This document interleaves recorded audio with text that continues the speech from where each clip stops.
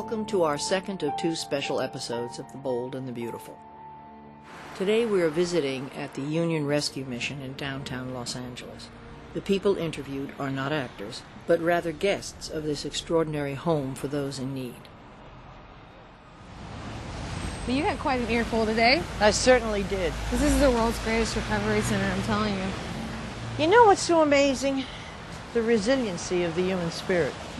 Yeah, you thought I was crazy for wanting to work here, and you thought I was on crack. Well, shame on me. I shouldn't have jumped to such a conclusion. This is home, and work.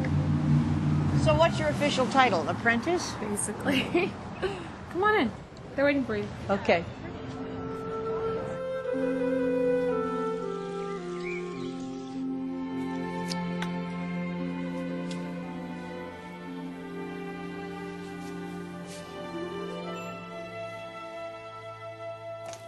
Hello.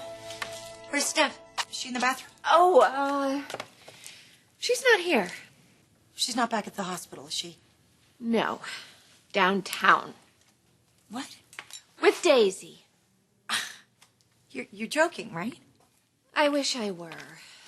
Brooke, she just got out of the hospital. I know. Well, how could you let her leave the house? When your sister gets an idea in her head, there's no changing it. You should know that better than anybody.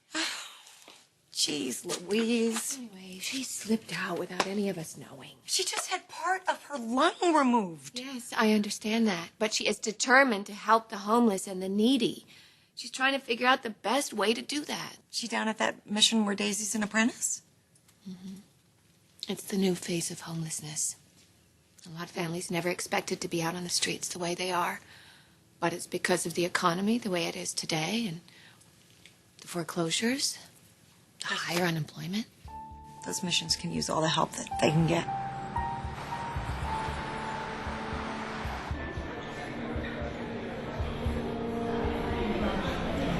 Kitty, this is Mrs. Forrester. Please call me Stephanie. Welcome. I'd like to give you a tour of our facility.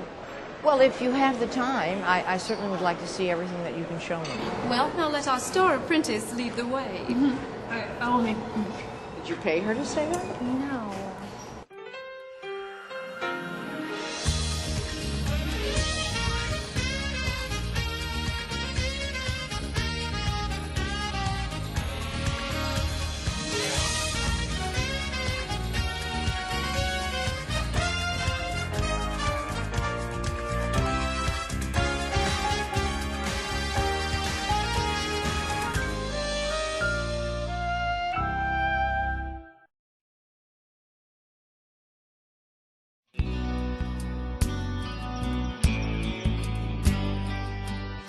So Daisy's giving her a grand tour of the place? The mission is very close to Daisy's heart. It gave her and her mom food and shelter during those really tough times. And then when her mom passed away, Daisy didn't forget the kindness that they showed. She wanted to become an apprentice for the mission and give back to people who are in need. It's become her life's work, her life's dream. You ask me. Daisy could be anything she wants. Our next president? Possibly. She doesn't have many material things, but she is rich beyond words. You know how hard I tried to convince Stephanie to get treatment for her cancer, and I couldn't do it. Well, with Daisy, it took really hardly any effort at all, and she convinced her. And she's really an amazing kid. Yeah. I guess actions speak louder than words. Mm-hmm. And today, Stephanie is taking action, determining where to focus her attention for years to come. You just said years. I like the sound of that. She has a purpose in life now. And that's going to keep her living for a very long time.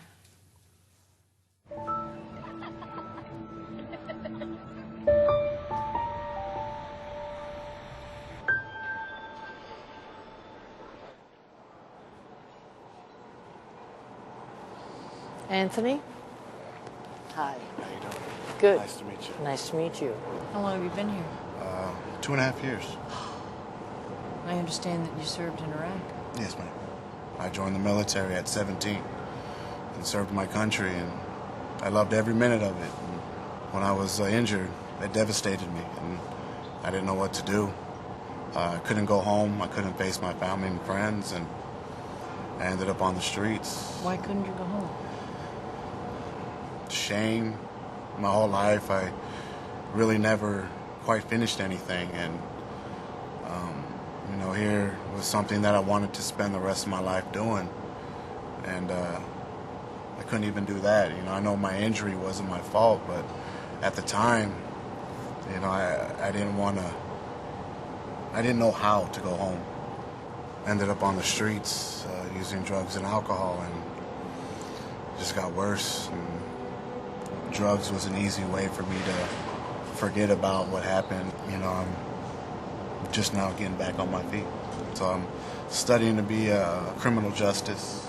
Oh, great. So I want to take everything that I've done, the good and the bad, and just use it to maybe help one young kid out there not make the same mistakes I did. That's to be admired. You're a brave, strong young man.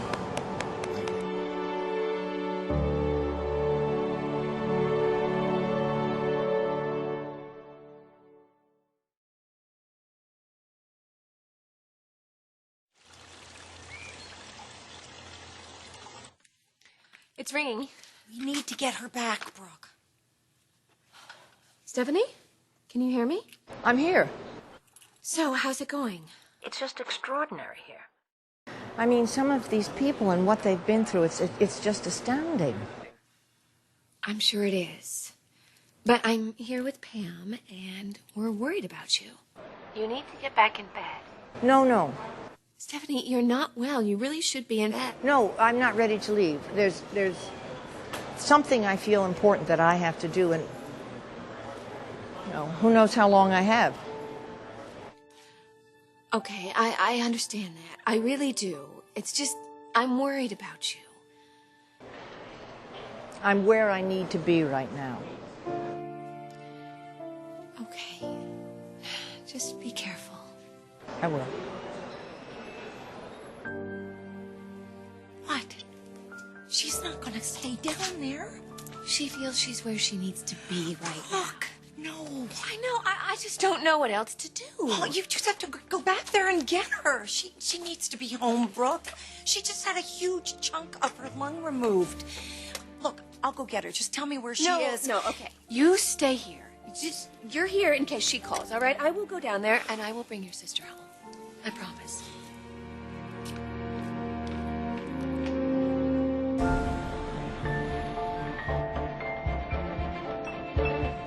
I'd like you to meet the Reyes family.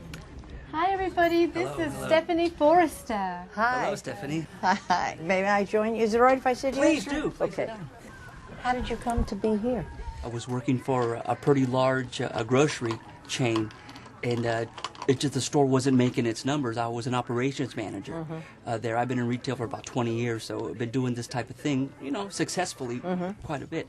And they just couldn't afford the middle management. They took us, they let everybody go. Wow. I couldn't find anything, and we were bouncing around from hotel to hotel for about 4 to 5 weeks. It was just so tough bouncing around every place until we came to the mission here. Do you feel as though there's a chance with the economy that you're going to get a job, or are you decided to do retraining? Or? You know what? I've looked at everything, but it's just so many people are in line for the retraining. So, each time you get in line for something, there's a massive amount of people before you. Yeah. I posted probably in the past 2 years 1,000 resumes. Oh, my Lord. I've got some callbacks, but it's nothing that can take care of my family. It's definitely a struggle, but I see some light at the end of the tunnel. Some good things are coming our way soon, so we're really being positive about it, and it'll change soon.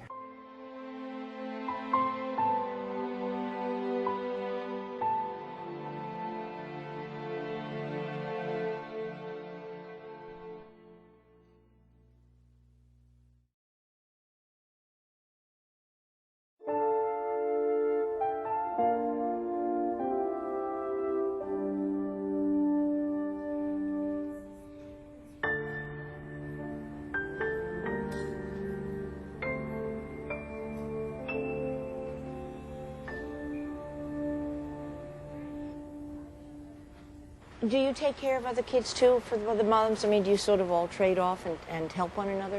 We're kind of a big support with each other. We're all leaning on each other. Single moms is hard, especially when you're so used to having that other person with you all the time. Right. And when that person's removed from the situation, you tend to reach out more. And so as moms, we link together, especially with parenting. Yeah. And you see another mom struggling with their child. It's, oh, here, my kids are cool, so I'm going to go and swoop them up and give that mom a break. And so it's really nice to have that. How are the kids handling it? They're very angry. My 10-year-old, she grew up in the same home. She had the same bedroom for a very long time and had to give it all up. And now I can tell when she talks to me, it's different. And I know she's mad in some ways. She has every right to be mad because I should have fought harder and I couldn't. And I could have protected her and I didn't. And I had any of them. And so I had to be a forceful mom. And it's not fair. No kid should ever have to be homeless and beat. And it's not fair to any child. You know, I can't even begin to imagine what it must be like to uproot your children from their home. It just must be so difficult. So, I feel it.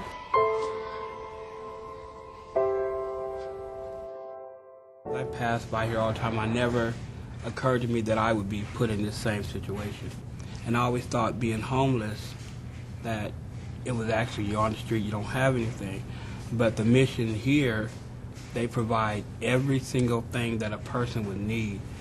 Food, clothing, you get to wash your clothes, take a shower, everything. But it also must be very comforting to you that you have all three of the kids with you. Oh, yeah, it was. It was.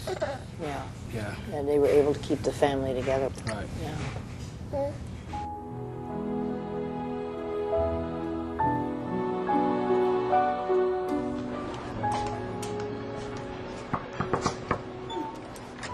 Hi.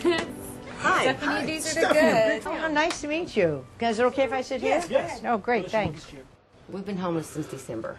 Since December? Last year, yes. When you lost your Yes. job. But I mean, before that, this is not something that you've ever experienced No, before. So it's a pretty extraordinary moment in your life when you find out that you don't have a permanent place to call your own. Yeah. You understand really how much four walls and stuff really mean to you. What you used to take for granted, you don't take for granted stuff anymore. you take for granted. You really find out it's not only the poor people that's living paycheck to paycheck, but you have a bunch of rich people also that's paycheck to A paycheck. lot of people in the middle class, So this is a very devastating situation. It brings you closer together. It makes you rely on each other a lot more. So Sometimes you really usually rely. do. Yeah. Yeah. it's good when you have someone that you can rely on, though. It can either break you or make you. Hi. Hi, How are you? I'm blessed. How are you? I'm Stephanie. I'm Miss Jones, Carolyn Jones. How do you It's do? very May I nice call to you meet you? Carolyn? Yes, ma'am. Thank I'm you. blessed. Oh, good. I'm so happy to hear that. Yes, I'm blessed every day. How long have you been here? After a year and 4 months, I moved out, got my own 4-bedroom, Wow. and I became an apprentice. Oh, that's fantastic. Now I'm a single mother. Oh, that's I'm raising my 3 boys by myself. My oldest one is trying to get to play pro basketball and get a scholarship. My 7-year-old wants to be a doctor so he can take care of mom. I think that's wonderful. And my 9-year-old wants to be a policeman. Oh, that's quite a range. Pro basketball player all the way down to policeman and doctor. Yes, and that's all my 7-year-old talks about. That's the only thing he want to be. I want to be a doctor so I can take care of my mom. That's great. That's all I want to be is the doctor to take care of my mom.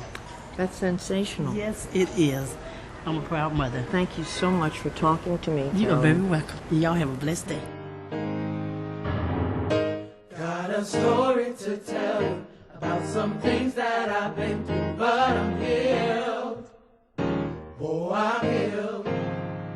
Had some ups and some downs, level to the ground, but I'm healed. Oh, I'm healed. Had to wrestle all night long, wondering what went wrong, but I'm healed. Oh, I'm healed. Had some sunshine and some rain, heartache and some... Hi, can I help you? Oh, yes. I am looking for somebody.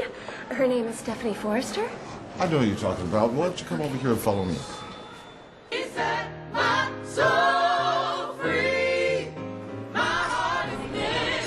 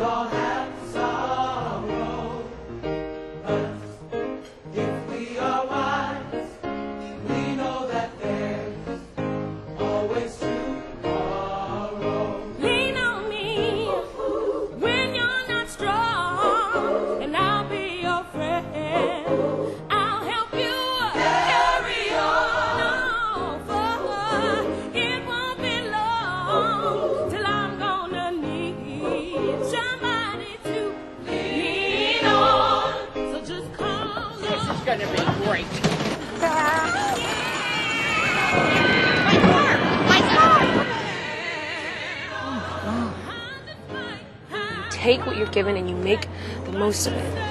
And if you can't bear what you're given? Well, Mama, you need to get me some glasses.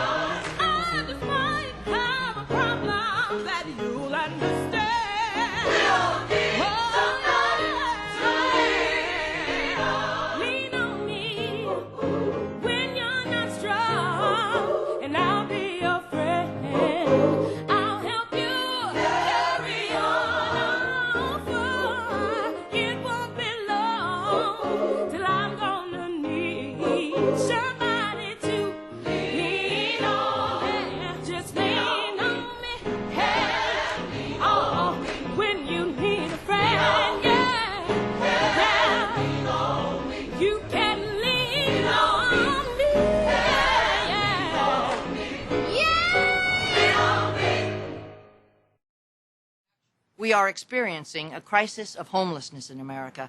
Join the fight in your community to end homelessness. Visit youarethemission.org.